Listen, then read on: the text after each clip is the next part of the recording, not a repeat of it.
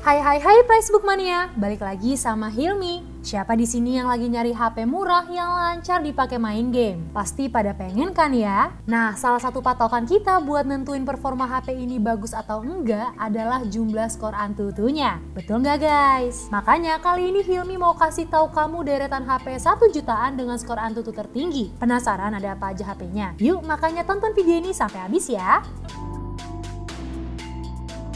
Produk pertama ada Infinix Note 11 yang mampu menghasilkan skor Antutu benchmark mencapai 206.753 poin. Selain memiliki skor Antutu yang ciamik untuk harga 1 jutaan, Infinix juga kembali membubuhkan trademarknya pada produk mereka satu ini, yakni layar yang berukuran lega di atas rata-rata. Tak hanya lega, layar yang ditawarkan HP ini benar-benar menarik, bahkan lebih menarik dibandingkan Infinix Note 11 Pro. Hal ini karena layar Infinix Note 11 hadir dengan panel layar AMOLED yang membuat ponsel ini punya nilai yang menarik karena hadirkan warna yang lebih menyala di kualitas layar FHD. Selain itu, layarnya punya kecerahan yang lebih bisa diandalkan saat berada di bawah terik matahari. Kehadiran panel AMOLED ini juga membuat Infinix Note 11 menjadi HP 2 jutaan yang layak dipertimbangkan untuk dibeli. Dari sisi performa juga, Hilmi rasa tidak akan mengecewakan ya Facebook Mania, karena Infinix Note 11 NFC dibekali dengan SoC gaming di kelas harga mid-range, yakni MediaTek Helio G88 yang punya konfigurasi hampir sama dengan MediaTek Helio G85.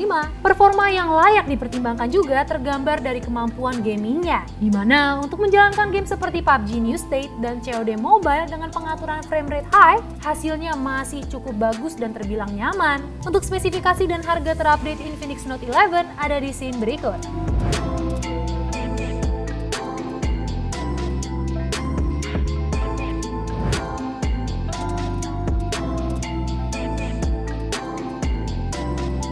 Next ada Realme Narzo 58 yang sudah diperkuat chip MediaTek Helio G85 dengan opsi memori 4/64GB dan 4/128GB. Ponsel ini menjalankan Realme UI 2.0 berbasis Android 11 sehingga berkat spesifikasi tersebut, smartphone satu ini mampu menghasilkan skor benchmark mencapai 209.736 poin. Terkait kebutuhan gamingnya sendiri, untuk game sejuta umat yaitu Mobile Legends, sayangnya HP ini mentok di settingan grafis high aja ya. Tapi meskipun begitu, dengan kondisi mode HFR yang aktif, experience bermain gamenya masih tembus hingga 60 fps dengan 100% stability. Sementara untuk game FPS kayak COD Mobile dan PUBG Mobile, sayangnya Narzo 50A ini sedikit kurang optimal karena cuma mampu dimainkan di settingan menengah aja. Tapi untungnya sudah bisa dimainkan dengan lumayan lancar. Terakhir untuk baterainya, untungnya sudah berkapasitas 6000 mAh dengan fast charging 18 watt. Jadi setidaknya aman buat nemenin aktivitas kita seharian. Fitur lain yang disertakan yakni terdapat konektivitas internet 4G, slot microSD, dual SIM, sensor fingerprint di samping, jack headphone 3,5 mili, dan USB-C. Untuk spesifikasi dan harga terupdate dari Realme Narzo 50A ada di scene berikut.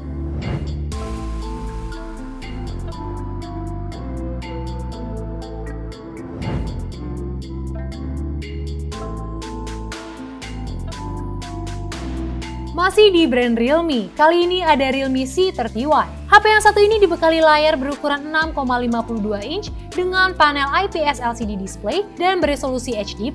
Menurut Hilmi, HP ini tuh cukup nyaman buat dipakai nonton film ataupun main game. Buat dipakai scroll Instagram pun lumayan enak. Layarnya responsif dan aman lah buat kegiatan sehari-harimu. Kalau untuk urusan dapur pacu, Realme C31 ini ditenagai chipset Unisoc T612 dengan fabrikasi 12 nanometer.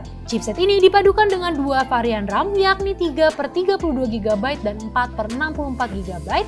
Dan untuk sistem operasinya, HP ini udah pakai Android 11. Skor Antutunya sendiri ada di angka 209.585 poin. Buat dipakai main PUBG Mobile, di settingan smooth high dengan cukup stabil.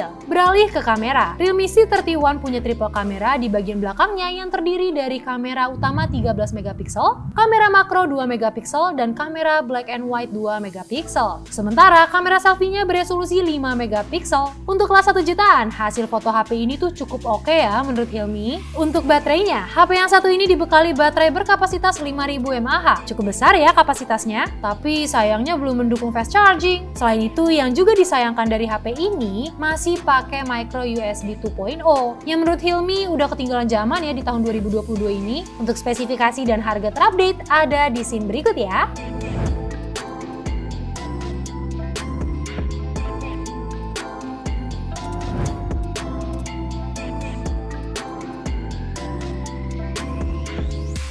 Berikutnya ada Infinix Hot 11s NFC yang mengusung fitur NFC sebagai daya jual utama untuk membuat aktivitas pengguna, seperti untuk berkirim file, hingga isi ulang uang elektronik alias e-money. Namun, keunggulan handphone ini ternyata tidak hanya sebatas itu, di mana Infinix Hot 11s NFC hadir dengan sejumlah spesifikasi yang bisa diandalkan untuk menggarap berbagai aktivitas harian, termasuk bermain game mobile. Hal tersebut ditandai dengan skor Antutu di HP ini yang mencapai angka 218.400 poin. Bahkan, berkat penggunaan chipset MediaTek Helio G88 juga membuat ponsel kelas menengah ini sudah mampu memainkan game sekelas Genshin Impact dengan lumayan lancar loh, meskipun di settingan grafis low aja. Hal tersebut bisa terrealisasi karena Infinix Hot 11s NFC mengandalkan software yang mendukung untuk menunjang aktivitas bermain game, seperti layar yang sudah 90Hz dan fitur Darling Ultimate Game Booster yang dapat memacu kinerja CPU dan GPU, serta fitur lain yang dapat mematikan notifikasi saat permainan berlangsung.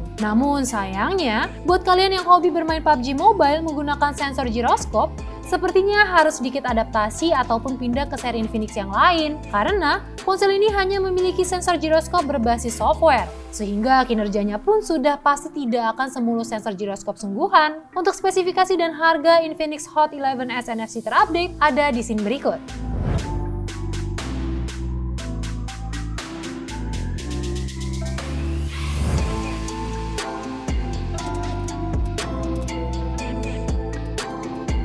Di nomor 5 ada Redmi 10. Secara desain, ponsel ini sebenarnya memiliki desain yang tidak terlalu mewah. Selain itu, material yang digunakan juga masih terbuat dari plastik dengan corak yang samar. Corak tersebutlah yang membuat Xiaomi Redmi 10 terlihat lebih dewasa. Pindah ke bagian layarnya, Xiaomi Redmi 10 memiliki dimensi sebesar 6,5 inch dan dibalut dengan layar IPS LCD beresolusi Full HD 1080x2400 pixels. Namun cukup adil ya, mengingat ponsel ini menyasar pasar smartphone kelas entry level. Pada sektor dapur pacu, Xiaomi Redmi 10 mengusung chipset MediaTek Helio G88 yang memang identik dengan prosesor khusus gaming kelas menengah. Karena secara detail MediaTek G88 ini terdiri dari 8 core dengan pembagian 2 core sebesar 2 GHz dan 6 core yang masing-masing berjalan di 1,8 GHz. Sedangkan untuk kartu grafisnya tertanam GPU Mali G52MC2 dengan kapasitas 1 GHz. Nah, berkat spesifikasi inilah Redmi 10 mampu menghasilkan skor Antutu benchmark mencapai 220.860 poin. Oleh karena itu, Hilmi ngerasa kalau Xiaomi Redmi 10 masih cocok untuk digunakan buat kalian yang memang hobi mabar pas jam kerja. Tapi Hilmi saranin untuk settingannya cukup pada level terendah aja ya, untuk menghindari lag dan boros baterai. Untuk spesifikasi dan harga terupdate Redmi 10 ada di scene berikut.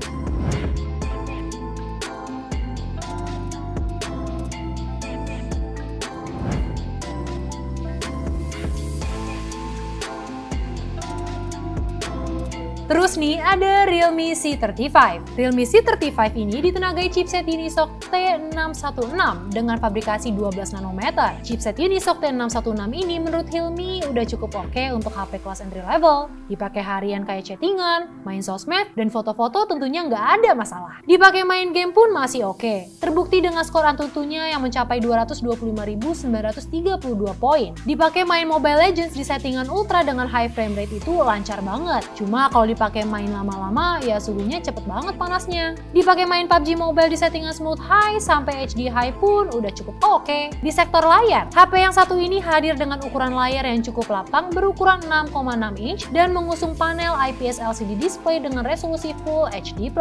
Dan kamu tahu nggak sih kalau Realme C35 ini merupakan seri C pertama dari Realme yang pakai resolusi Full HD+ dan punya screen to body ratio 90,7%. Kualitas gambar yang ditampilkan Bahkan menurut aku ini udah enak banget, apalagi buat nonton film ataupun main game karena punya detail warna yang pas banget. Ke sektor baterai, Realme C35 ini dibekali baterai berkapasitas 5000 mAh dengan 18 watt fast charging yang bakal awet banget buat nemenin aktivitas kamu sehari-hari.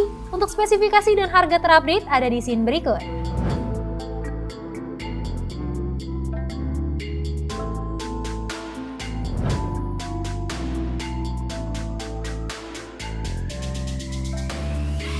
Sebelum kita masuk ke produk terakhir, seperti biasa nih, Hilmi mau ngingetin ke kalian buat like, comment, and subscribe channel YouTube Pricebook.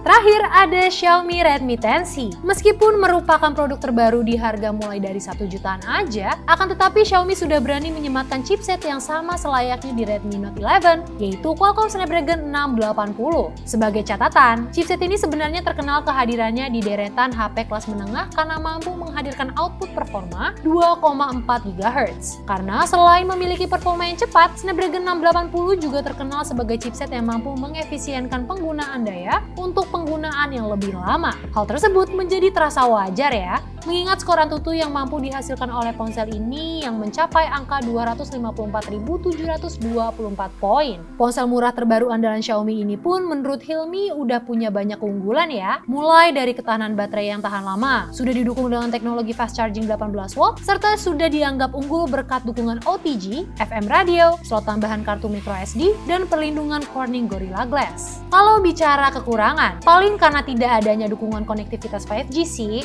tapi mengingat di Indonesia sendiri jaringan 5G masih belum merata ke semua daerah, jadi menurut Hilmi ini bukanlah masalah. Untuk spesifikasi dan harga terupdate-nya ada di scene berikut. Sekalian Hilmi izin pamit, bye-bye!